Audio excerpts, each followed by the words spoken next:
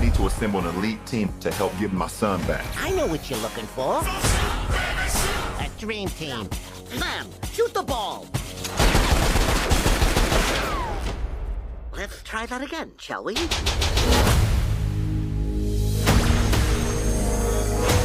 King James. Welcome to the Space Jam. Garbage in, garbage out.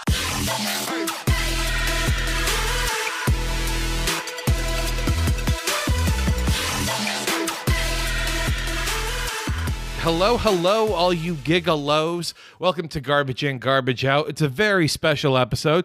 Why? Because Grift is back. How's it going, sir? You know, I was having a great weekend. I spent some time with some extended family that I hadn't seen since the pandemic began. You know, we were drinking, barbecuing, catching up.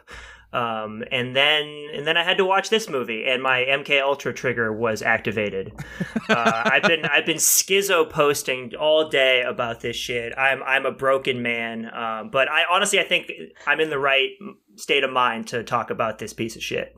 Absolutely. And, you know, when it comes to guests that we could have to give commentary on something from such a cultural perspective, it's important that we find someone who can really kind of break up this like bizarre myopicness of two guys in their late 20s just talking about why Space Jam bad. And that's why I'm thankful that we have Doink Patrol, joining us this week. How is it going? It's good. It's good. This movie didn't break me like it broke Grift, so I'm excited to unpack that. I actually had a pretty good time. We have a full podcast that's going to be taking place, so I'm glad that then we can figure this out here. Because this week we are talking about Space Jam: A New Legacy. It's LeBron James's latest attempt at trying to ride on the coattails / be a parallel Dark Mirror universe version of Michael Jordan. So it's nice to see that he's carrying this out both on the court and off. It was a very interesting project, I want to say, because what was, at least in my thought going into the movie before I saw trailers, was, well, this is just going to be a Space Jam sequel. And once the first trailer dropped, and then certainly once I got done seeing the movie, I now am very aware of all of the amazing offerings now available on HBO Max for the low price of $14 a month. It's amazing. How many of you were y'all converted? What'd y'all think? I'm a believer in the WB now. Full believer. I think it was my good friend on Twitter, AO Cummies, Drew. We just dropped a merch collab, but I think he had a post a little while back that I'm always reminded of that said, like, you can know like how lazy your day is by how many error screens HBO Max has given you over the course of trying to watch a piece of media. But I actually watched this while road tripping on the HBO Max app, which didn't crash once. So I think they got some better mobile developers than they did for their web app. See, they know where the future is, Grift. It's not watching things on your TV. It's on your phone. That's right. Quibi. They had an idea. Come on, let's bring it back. Now is the time. Actually, I'm sorry. Quibi is called Roku Originals because Roku bought them, which is very sad, but also incredibly on brand for Quibi. This movie was something that I see everywhere. Everyone's having their own particular take on Twitter. And so I feel this sense to deviate from our normal format of docket and going through extensive plot rundowns and then also various bits of trivia kind of sprinkled throughout, and just instead have us focus on whatever notes or whatever impressions we had about this movie. And so I want to start off with asking, what did we think about LeBron James as an actor? So I just wonder what they have on him, because, the theory about the original Space Jam was that it provided a cover story for why Michael Jordan quit quit basketball to play baseball, but then eventually came back to basketball. You know, the conspiracy, which personally I think is incredibly plausible. I was going to say, it's not a conspiracy, Not a if it's true, conspiracy. Grift. No, it's absolutely not a conspiracy. He was serving a secret suspension from the league because of his gambling habits that ended up with the mob killing his dad. Yep. Yep. So yeah, that's pretty much, it's not a conspiracy. That's pretty much in the realm of truth at this point. So I'm just wondering what they have on LeBron. Like what leverage do they have to rope him into this project? I know he does have a bit of an acting background. Like he wasn't bad in Trainwreck playing himself. Oh my god! I was about to say, don't mention fucking Trainwreck. Like, I actually enjoyed does a him in good job that. playing a version of himself in an extended commercial screen time. Come on! It doesn't work that way. No, he's got something, but we'll find out in about 10 years, probably. Yeah, we'll find out when. I mean, it's going to be like whenever Bronny Jr. ruptures his ACL playing for the Los Angeles Lakers, and his dad has to once again carry the entire fucking team on his back. So that's at least a possible future. I was thrown off by the fact that LeBron James kept having like a fake movie family, and that he didn't have any of his real I know family. my partner was like, "Are those his kids?" And I was like, "Those can't be his kids. I don't know what his kids look like, but there's no way those are his kids." And sure enough, Absolutely not. But it's like, Nope, does that make sense? I guess. Well, it's following in the spirit of the original, because I remember like watching the original, and then obviously there's all the jokes about Michael Jordan having a fake family, and I just thought that was kind of maybe like a relic of the 90s that they would do something back then. But I guess either his family like didn't want exposure in this way as being part of the movie, or they couldn't act, or they just like I think Grift that element it runs a carried little over, deeper though, because like the whole point of the movie is that LeBron James is telling his son Dom, like, hey, I understand that you're into video games, and I would rather probably you be into basketball, but it's okay because you're into video games. Whereas his actual real world son, Bronny Jr., is one of the most pushed into basketball kids in the world. It's the exact plot of this movie happening outside of the movie, where he's like, hey, it would really just help out if you did this movie with me. Like, they're gonna have to hire me a fake family, and like that's gonna be weird, and your mom doesn't want to do it either, so I think if you agree to do it, maybe she'll want to. So it's that exact thing happening. Which is why he was so good. His performance was so authentic. Yeah, he was really telling on himself this whole movie, and it's just it was like I just the bad parenting scenes were like kind of real. Yes. I just love the irony of the crux of the movie's emotional core being about LeBron James being a bad father, but it's with a fake family. Mm-hmm. It's wild. It also is a weird caricature, because LeBron James might be many things, but LeBron James getting mad that his kid is diversifying his portfolio by expanding into the video game market is something that LeBron James in real life would never get mad at someone for doing. It's a video game about basketball.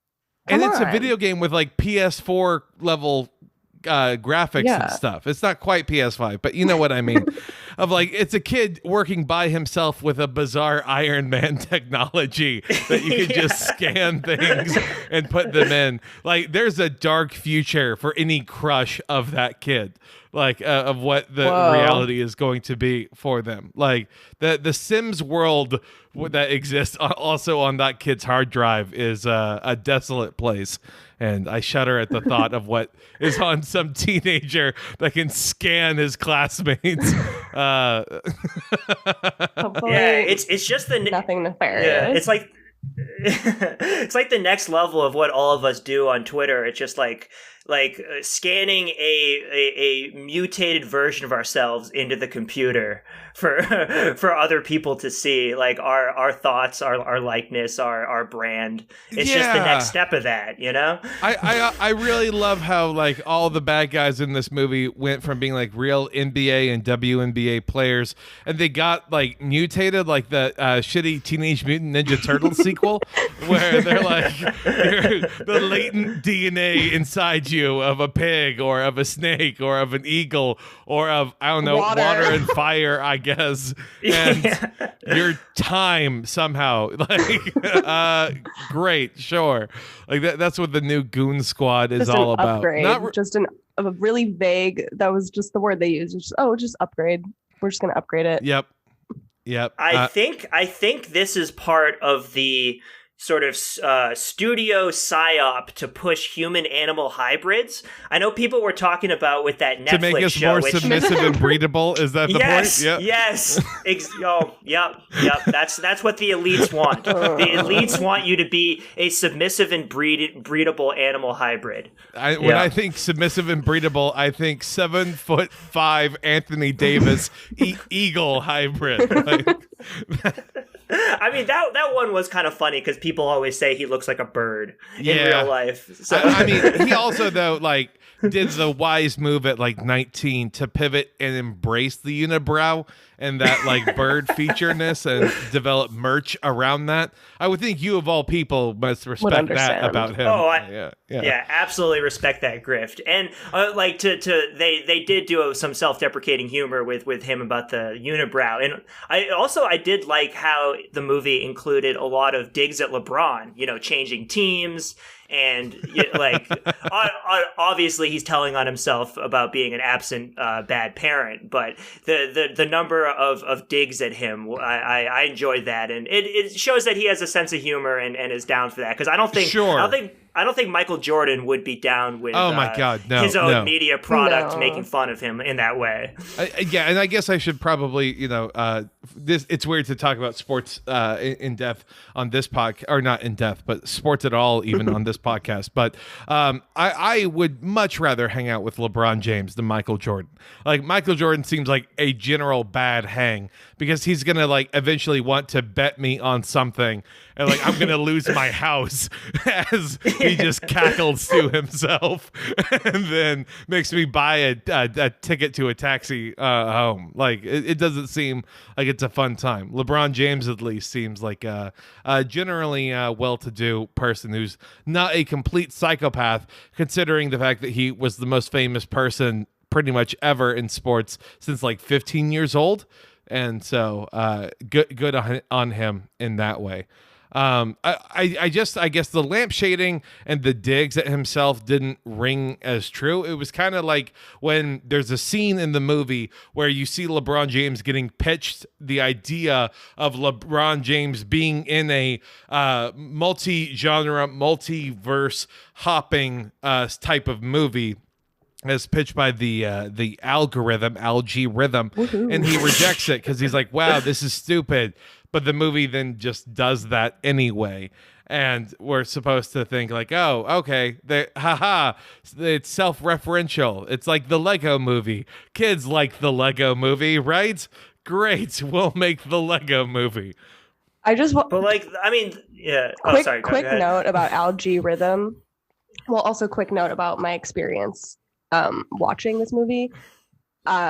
My brain was fighting mushrooms so hard to not enjoy it, and the mushrooms were winning the whole time. They absolutely won the fight. I could not stop smiling, and I was catching myself trying to frown. I was like, this is not. I'm not enjoying myself. But I was thinking about how we were robbed of an alternate reality where that character is Al Gore Rhythm. Hell yes. I absolutely would be into that. We were robbed of the reality of Al Gore grooming LeBron James's fake son in the computer on Discord. In the Discord serververse. Yeah, in the climate change activism Discord. What fresh horrors must await. I mean, Don Cheadle, I love him as an actor. I thought he was terribly miscast in this role. I fully get why Don Cheadle wanted to be in this movie. Oh, yeah. Like, you get to play like a wacky character that goes balls to the wall pretty much across the board. Like, it's great. He just doesn't have that elastic, very broad sensibility that I think is necessary for a lot of these kinds of roles. Like Jim Carrey or what the Wayans brothers do. Something almost of that tier, I think, would be much better. If it was two of them, that would have been great. Yeah. The Wayans brothers would have been like the ideal. That would have been a great casting. Honestly, when Michael B. Jordan showed up, I kind of wished he had played that role because you get the young guy in the computer, and we've shown that he has the sort of supervillain chops from his Killmonger performance. That's what I was gonna say. He would have been also his performance in Without Remorse. Man, I can't wait for that. Or Just Mercy, where he stars alongside Captain Marvel to help a wrongfully convicted Electro get off. I'll make those goddamn comic book movie fans watch a compelling courtroom drama one way or another. Yeah, I'll have my day in court. Okay, so the role with Don Cheadle, I think that he was going for a very specific kind of like, I'm not a bad algorithm, I'm a cool algorithm. Look at me, and I'm hanging out with kids, and he's like doing a lot of slang. The slight LeBron James reference was not lost on me. Not good. Not good. That one. It was like the writer wrote it. It was like, this is going to be hilarious on screen, and then no one knew what the reference was. I couldn't figure out how that got in there. Like, who?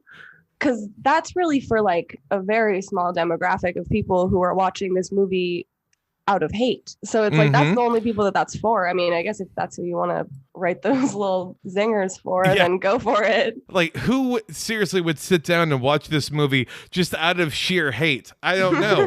As we continue this podcast. Yeah. Well, it was for us. That's what I'm saying. It was for us, and we still didn't enjoy it. So. Yeah, like I think the question of like who this movie was intended for is important, because like this is a movie for like the contemporary adult bug man. Yeah, who just this movie was not for children. No, absolutely not. Like, they haven't watched Mad Max Fury Road. They don't know what the fuck the Matrix is. For children. Well, I want to do a real quick side note, because I can already tell someone who might say, oh, well, actually in the original, they had a bunch of references to other adult movies. Yeah. And I will say, yes, they were smash cut, maybe 2 or 3 second tops references. It was not screen compositing of the various universes. Literally multiple universes. Where you see Wile E. Coyote shoot spray paint into his mouth and hold up a sign saying "Witness me." Like that's just not something that the first one had. Because I mean, the list of references is pretty extensive, and we have of course Daffy Duck is playing like Super Duck, which I was like, wow, that's a first draft idea. Like, y'all just guys, okay, real nice. Of course, Bugs Bunny was Chungus for a second, Big Chungus. Like, oh man, oh wow, really cashing in. I know exactly when the script got finalized for this movie. Like, I could pinpoint probably within like the span of 3 weeks when they finally submitted this to the animators. Let's see. Oh, Elmer Fudd is Mini-Me, right? That was wild. Austin Powers, yeah. Well, oh, that's great. I'm sure that Vern Troyer's estate is incredibly happy to know that this is what his legacy is. The Tasmanian Devil, he's actually an experiment by Rick and Morty. Ha ha ha! Isn't that crazy? Rick and Morty, you guys, see, we're Warner Brothers. We're hip and we're cool. I cannot wait to sell out and get paid six figures to insert like the absolute lad memes into movie scripts that I write. Like, all we have to do is like get like one small indie movie that happens to get picked, directed by someone who directs a Marvel movie. We ride their coattails. Once we make one of those, we can then chill out completely, Grift. It'll be fine. Yeah. I'm trying to think of the others here. I know Foghorn Leghorn was Daenerys Targaryen in Game of Thrones world. Saying fucking winter is coming. That's not who's fucking says that. Sam was, what's his name? Fuck. Oh my God. Yeah. Was Sam from Casablanca? Yeah. Which was, I was like, okay, fair. I mean, you know, yet another example of whitewashing in Hollywood. Am I right? Okay. Oh no. I love this other one of where Granny and Speedy Gonzalez, or as the movie refers to him, just Speedy. They never go with the full name. They're in the Matrix universe. Huh? We're going to have like 7 or 8 Matrix references. Oh boy, I hope y'all are excited for The Matrix coming out in December of 2022. Let's fucking go. Oh, available are they on rebooting? HBO Max. Are they rebooting The Matrix? They're not think I remember rebooting hearing it. something It's about Matrix that. 4.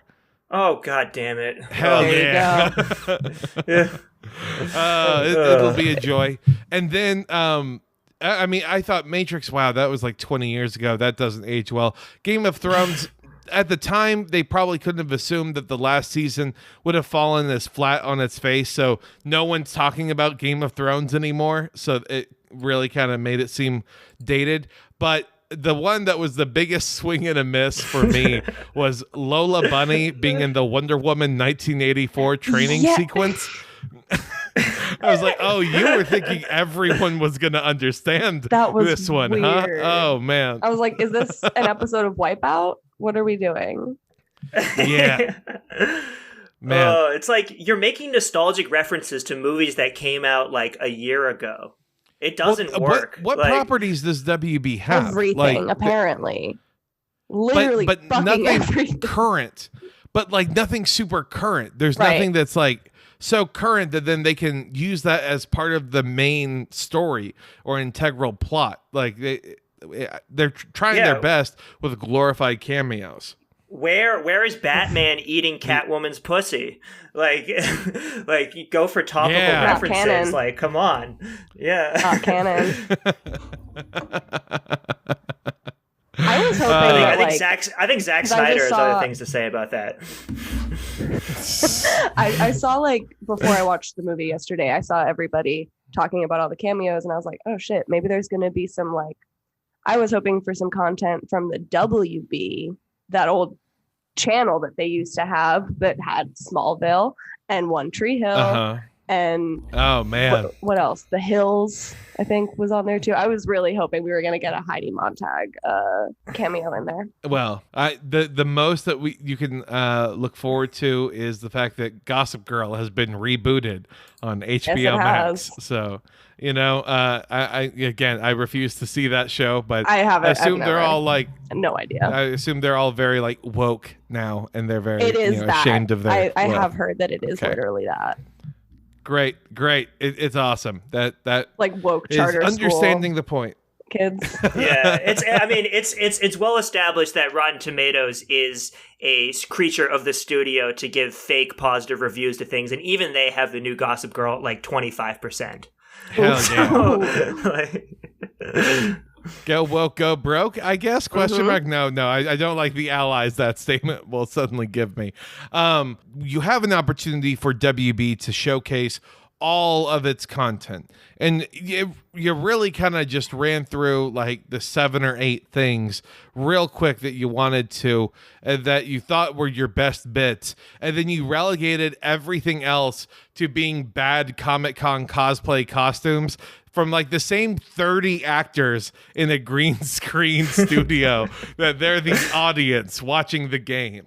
And I did not like it. I was thrown off.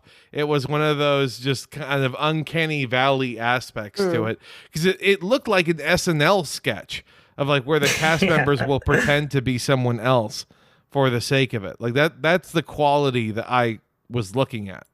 Yeah, you had like the like a poorly CGI'd Night King next to the clown from It. Like it took me so long to recognize that those were supposed to be the White Walkers. The shots of the crowd was like those bad posters of like where they'll have every single character from an entire cinematic universe just composited together in the most awful arrangement, and it's usually in like they're all standing in a half circle and they're in the sky always too, you know. It was exactly like that, where I was like just learning about all of this intellectual property that I had no idea that they had. I was like, oh, The Mask? I didn't know that. Okay. Oh, like the Wizard of Oz. Oh, sure. Oh, the Droogies from A Clockwork Orange. Yeah, this is a kids movie. Yeah, sure thing. The rapists in there was really cool. I'm so glad that they somehow scored front row seats. So sick. I mean, they got the courtside. They got the courtside hookup. It's the like Epstein. They all. Oh yeah, they're on the flight logs for sure. God, let's just hope Don Cheadle never actually gets canceled, because it will make this movie have like a very dark the mass turn. Abduction that he pulled, where he was like, "Oh, and you have to stay with me forever." Yes, that was cool. Yeah, 2.5 million of your Instagram followers. Just I can't wait until the text leak from the group chat that both Don Cheadle and Drake Bell were in. Oh, no. If I got abducted every time I clicked something on my phone, man, that would be. Not good. They'd have to pay. It would be a fresh hell though if it was like, all of your Twitter followers are now suddenly in a room with you, and you have to, I don't know, perform in front of them. Thanks. I mean, I would cry. That was basically my experience in New York City a couple weekends ago. I was LeBron James in New York City. I was trying to reconnect with my son, who was falling for the lamest grooming that you possibly could get, where all he wants to do is just make you mad at your dad, which, congratulations, like he already was. Good, wonderful, great. You're gonna steal the kid's video game? I don't know. Like, when the movie first opens and we see LeBron James being, I guess, in late middle school, early high school, and he's playing on the Game Boy and it's Bugs Bunny on there. I was confused because, number one, I didn't recognize that as a game. I'm sure it was probably, but I thought that this movie actually was going to be good for a split second, and I was going to be like, at that moment, like, is this actually going to be about a young LeBron James who then like finds a love for basketball via playing with the Looney Tunes? Like, wow, that would be like a pretty cool first act. Cool origin story. Immediately, Instead, it's the coach. He has like internalized hatred for gamers now that he has to instead unpack through borderline violence. The first thing I wrote down about this movie was he had that Game Boy for 5 seconds. Stop yelling at him.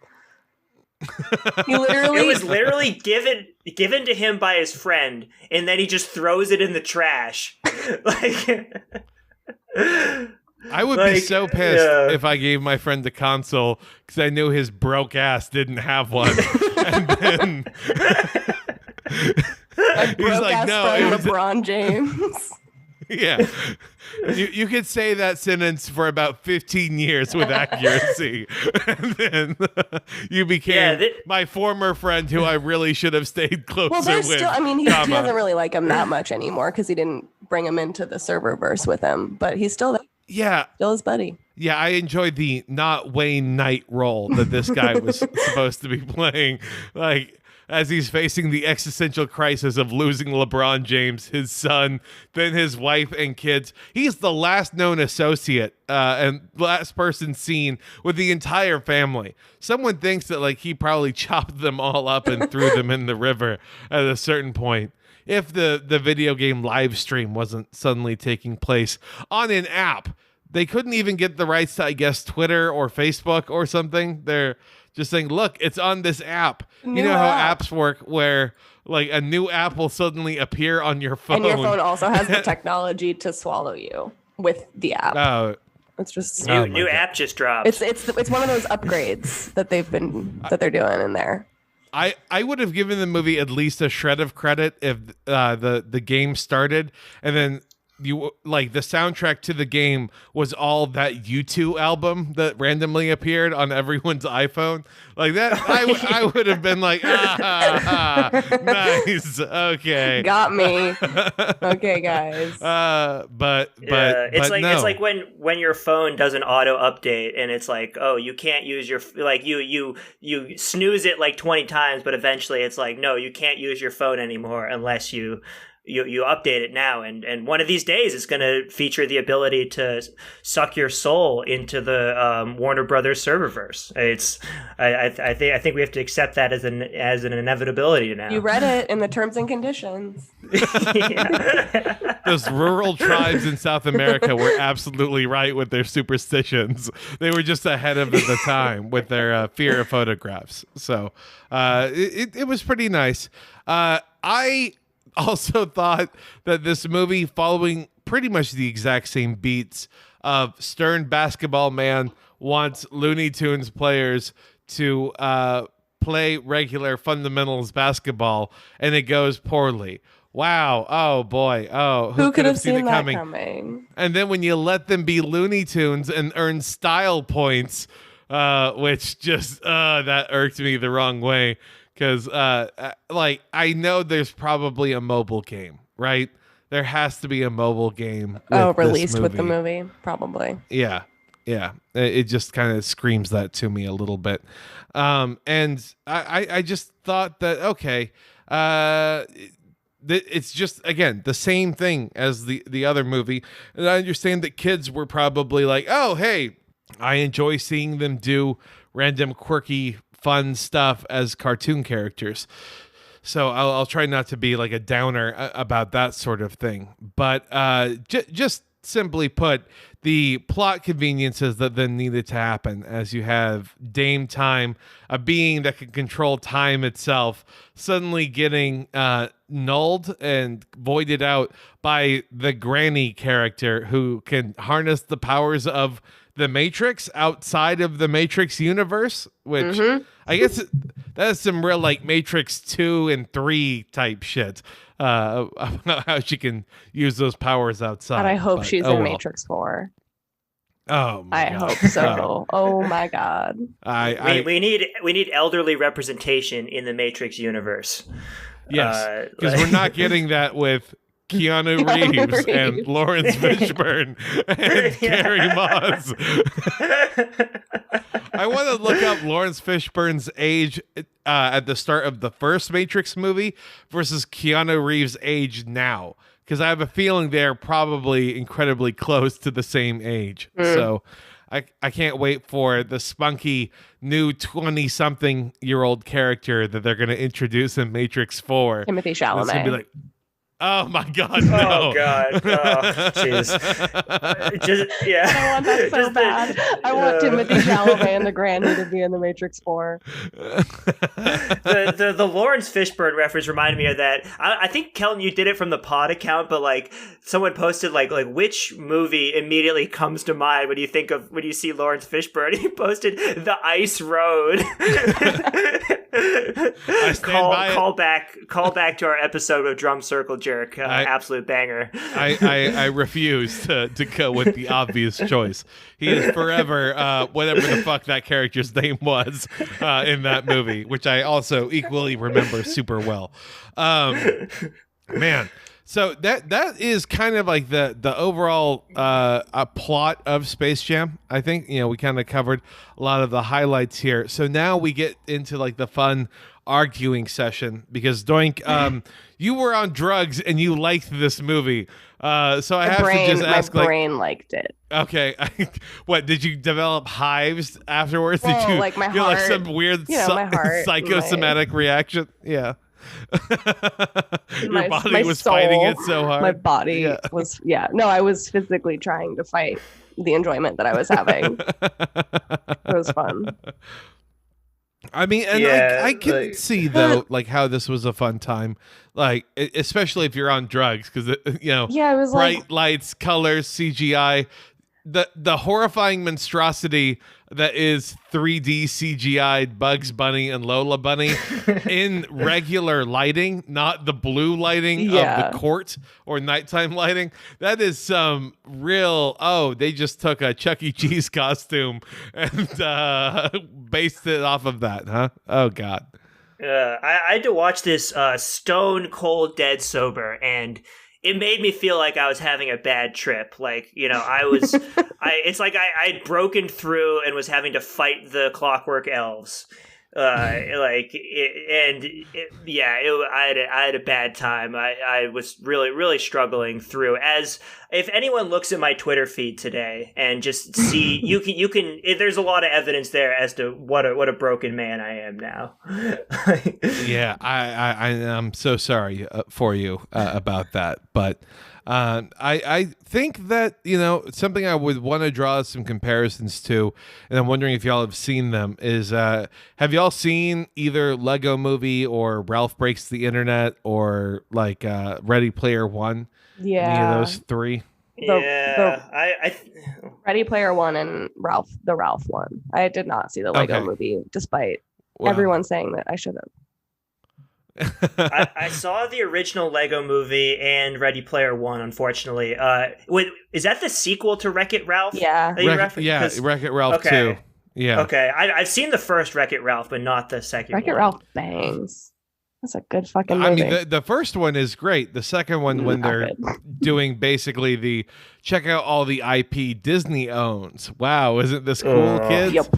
The internet is a fun and magical place with a hidden and dark nothing side. Bad. Yep, exactly. It is interesting. I think that this movie probably is in a weird feedback loop because of those previous three, of where, especially in my mind, Lego Movie showed that you can have this IP that spans a whole bunch of things, and as long as you make references to it, people will like it. And if you have a clever enough spin on it, which Space Jam 2 really thought that they did with the concept of the serververse, which is just all of Warner Brothers IP, except any of like the fun IP for kids. Like go into all of like the other kid stuff. Have the Teen Titans Go up here and do stuff with Casablanca Looney Tunes. reference, please. Thank you. Yeah. All the Criterion Collection films. Don't want fun in my kids movie. Get that the fuck out of here.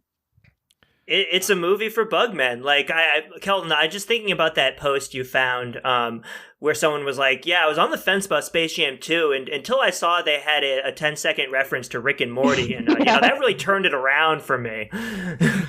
That it hurts because that is someone out there, like it's just of where, like, that's why they have these fucking cameos, is that they think like, oh, whoa, Mad Max is in it? Okay, I guess I'll check it out. Like it works on our fucking lizard brains. I hate it so much. But it's unavoidable, I suppose. Although I would say that when you're talking about all the other opportunities, that we should probably just ask them to make a good movie first and foremost. Because, like, do y'all remember the plot to the first Space Jam? I briefly reminded myself throughout that movie. I was like, did they do this in the first one? And my partner was like, yep, they did. And I was like, okay, wow, that's crazy. I didn't remember. But like the entire setup for it is remarkably simple, but it's simple because it's a kid's movie. Like, you're not trying to do like a movie studio pitch meeting that takes place. That was it's literally alien bugs crash down, but they're small. So Looney Tunes say, "We'll play you in basketball." Bugs get big, and they're like, "Ah, fuck. Oh, no. Well, we're gonna need the best basketball player, so let's go kidnap Michael Jordan, who doesn't play basketball anymore." Oh no! Like that is like a simple enough but entertaining trail of logic, whereas this is. Yeah, you have a movie pitch meeting. You have an algorithm that's gone rogue. You have a father and son both getting kidnapped into the algorithm, and then you have like a weird grooming situation. Yeah, that was wild. Is happening.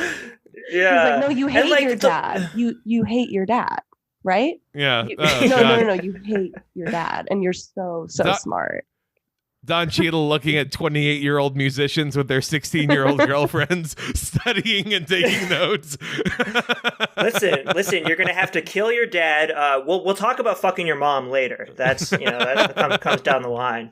But I just felt gaslit by the whole thing because the premise of it was that like LeBron in that studio pitch meeting, he had the reaction that any normal person would to the idea of putting different animated versions of LeBron in intellectual properties, being like, yeah, this fucking sucks. And then whole concept of like having an algorithm be the villain, when in fact this studio and all the others are now writing shows and movies with algorithms. They're dunking on us. It's really incredible that they wrote that into the movie. They like wrote that this movie was a bad idea into this movie, and they're like, yep, let's go. They're fucking dabbing on shit. us. Like, I mean, I genuinely think like when this movie was, I'm not going to say first because the movie as an idea with the sequel has been around probably since the fucking Matrix came out. And those parodies were fresh. But like when Ryan Coogler was attached as like a possible director, not just as a producer, I think that probably was an idea of like, well, let's do kind of like this bizarre subversion and reference a whole bunch of IP and talk about how stupid it is to have all of this IP in here. Like you could do a criticism of that kind of a thing, which would be a little bit more measured. And then he left the project, but I think the studio executives were like, hold on, but we have an idea about studio crossover, huh? Well, this works out swimmingly for us. It also is cute to see like a pitch meeting getting described in the kids movie, because the immediate answer to, well, we want you to be in all of these movies, LeBron saying no, them saying, we'll give you $30 million for each of the times you pop up, and then he would say yes because it's $30 million. And like, okay, why is that hidden from us? Why do we have to think that he's going to be wanting to stick to his creative merits in any way? But oh well, Yeah, it's a kids movie. Like, I have artistic integrity as LeBron James. Yeah. I guess that would be like me being like, well, why didn't they get into contract negotiations with Michael Jordan in the first Space Jam movie? Okay, I see how that might be a little overly specific, but it just felt like an aimless movie, a movie that thought that it was clever when it was just a mere byproduct of this algorithm and this bizarre desire to try and do reference comedy instead of making actual jokes to things. Like I was having a hard time trying to find like actual jokes that they wrote, like set up punchline, LeBron James. and not just like, yeah, exactly. They wrote fucking that. references to other things. Like Sure did write that. I'm trying to think, like, the only real funny jokes were the little digs at LeBron's actual sports career and the trajectory of it. But those are references, Grift. Yeah. Fuck, you're right. I'm so subsumed by reference humor. We all are. I really liked, you can't escape it. It was another reference that just nobody will understand. there was like a 4-second shot of Don Cheadle when he was coaching the game, and like when they started losing, all of a sudden he's wearing a short hoodie. He's wearing a short sleeve hoodie, and I was like, are they doing him as Bill Belichick right now? Absolutely, they put him as Bill Belichick. No. so good. It was so good. And I was like, I can't believe I'm dying laughing at that right now. That's all it would give me. Maybe it had something to do with the drugs. Could be. Like, will you rewatch this movie? Oh God, no, never. Not happening. Again, I have no notes really for Don Cheadle because he got the role that he wanted. He got paid. He had a fantastic time. He got to hang out with LeBron James for a while. Months. Exactly. Like there are worse fates out there than being the old Don dog. Like it was this, and then starring in a couple Soderbergh movies. So, congratulations! Can't wait for you to appear as Iron Patriot in the next Disney Plus Iron Man show that is inevitably coming out down the pipeline. So, get your projects where you can, man. Did y'all have any other thoughts about this movie? I know that kind of like we're all one other thing I wrote down because we talked about Vern Troyer. The very obvious Steve Jobs reference. Like, can they do that? I don't know. I was is my question. I paused the movie when they were doing it. I was like, can they even use his likeness like that? Because they did it. I don't know if I think they got away with it because it's Don Cheadle. I was like, that's crazy.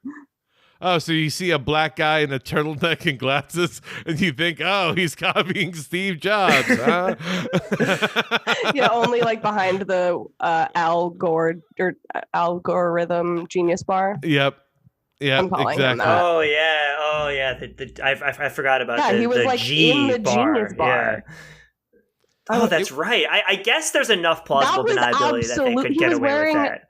A black turtleneck, round glasses, jeans, and he was standing behind a genius bar. And I was like, excuse me? Maybe there's like a silent partnership with Apple going on. They just, there you go. Oh, yeah. Well, they have their own streaming service now, too, right? Exactly. And like, definitely competition. Don't they have like the most strict contemporary Hays Code of any movie studio? Yeah. Like they aren't allowed anything that could be construed as like it's all like soft sexual PG-13 type stuff. Oh wow! Yeah. I mean, like it is weird. Like they are going to become like every parent's top favorite streaming service because they have like Mythic Quest, which is fine. They also have like a couple of Tom Hanks movies that on there that are exclusive, which great. They have a Steve Carell, Jennifer Aniston Today Show type TV show. And then they have fucking Ted Lasso, which everyone is just like, oh my God, I wish my dad was like Ted Lasso. It's like, oh, you wish your dad was like a Southern football coach who's also like super woke feminist guy? Well, yeah. Oh, wow. Yeah, they make a ton of those in the real world. Oh God! What I'm saying is, season 2, please happen soon. I guess for all the people because they will release like just one show a week.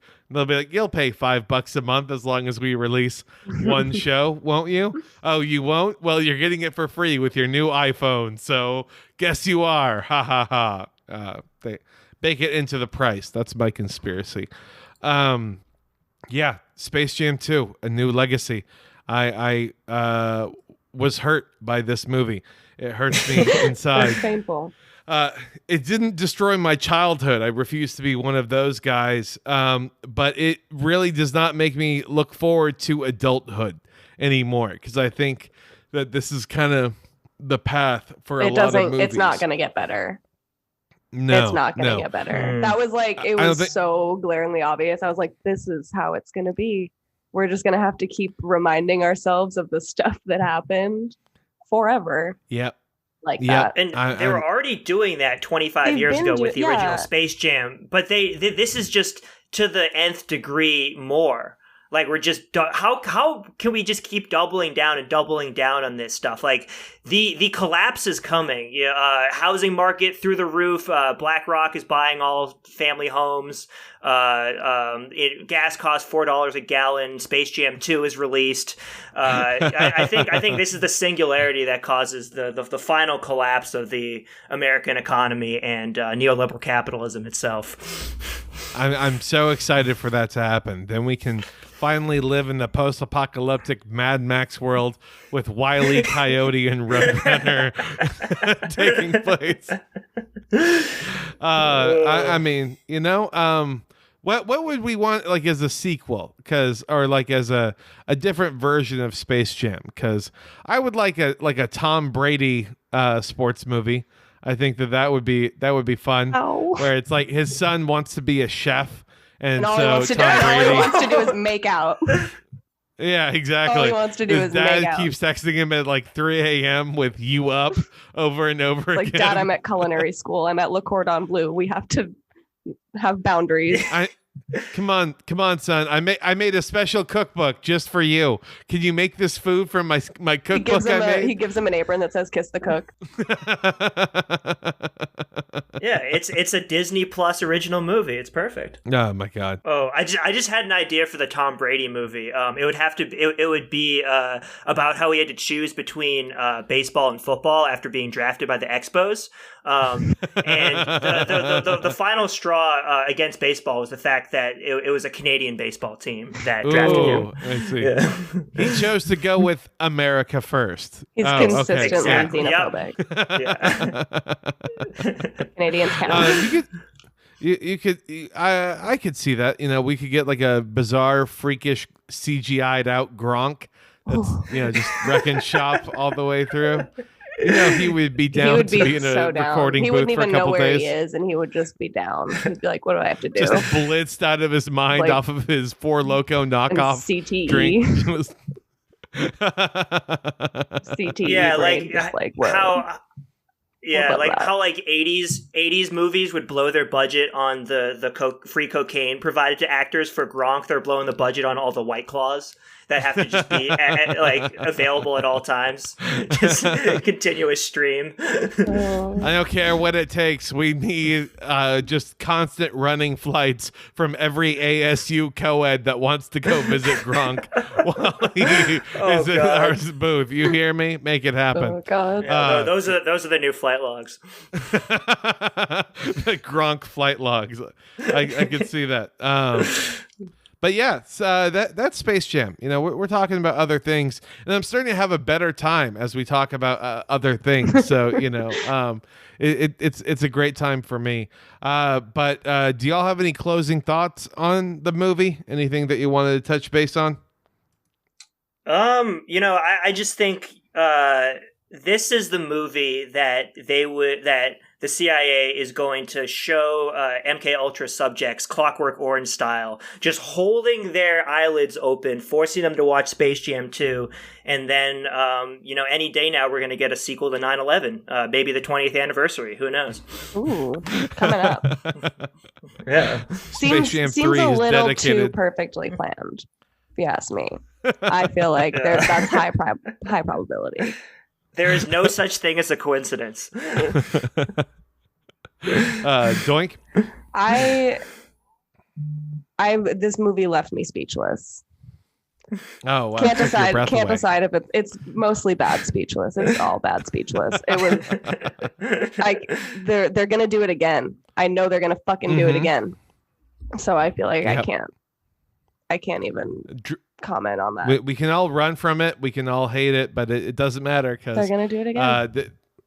Kids watch it because it has like 15 minutes of animation, and that's what is important in their little tiny developing brains. And then 105 minutes of LeBron James asking questions.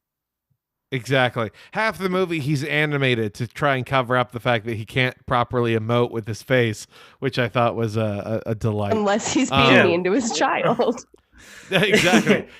He can nail that so well. I look forward to Old Man LeBron being a veteran character actor where he just gets to play disappointed dads the entire time. Yeah, I just feel bad for whatever kid just got drafted into the NBA this year that has no idea that he's about to star in Space Jam 3. What happened previously will happen again. Time is a flat circle, and they're gonna have the Yellow King show up in the next one. HBO property. I mean, I think that when we look out and we kind of observe the landscape of now the multiverse, and some people have touched on this, but I would want to expand on it a little bit, of where the multiverse has gone from this fairly ethereal concept that was used as a way to explore a lot of kind of quirky one-offs, and has now been fully embraced by the studio as a way to either highlight a variety of their intellectual property or to be a negotiating tool against actors to try and keep their labor costs lower in movies, because they can just recast them with a new variant of whatever. And then also you're seeing it just kind of be the spawning point for the possibility of franchise bait kind of being across the board, of trying to raise all boats and promote other things. In this case, it's Looney Tunes and Space Jam pitching us on HBO Max. You also have Loki and the Multiverse telling you, like, tune in for the next, like, Doctor Strange Multiverse of Madness, Ant-Man and the Wasp 3. This villain's going to be in it. Oh, boy. Y'all will love it. It just seems like this is the trend that's taking place. So I look forward to, like, 4 years from now, CBS All Access to try and do, like, the NCIS Magnum PI Blue Bloods verse. Jeff Probst is going to be in there. I would love that. Actually, I want that. Oh, God. See, we got to have all propaganda subsumed within a single entertainment franchise that will eventually be run by the state, and it literally will. it will be the official state propaganda outlet. But isn't it cool that everyone does it? Isn't it so much cooler that just everybody makes it for free now instead of doing it for the government? All of those different channels are all making propaganda for free. And they're definitely doing it for free. Yeah, they're not being paid or siphoned off or anything else. They're doing it out of the goodness of their hearts. Good old volunteer co-ops teaming together. Getting absolutely no free access to military bases. None of it. No CIA approval of scripts ahead of time. That doesn't happen. It doesn't happen.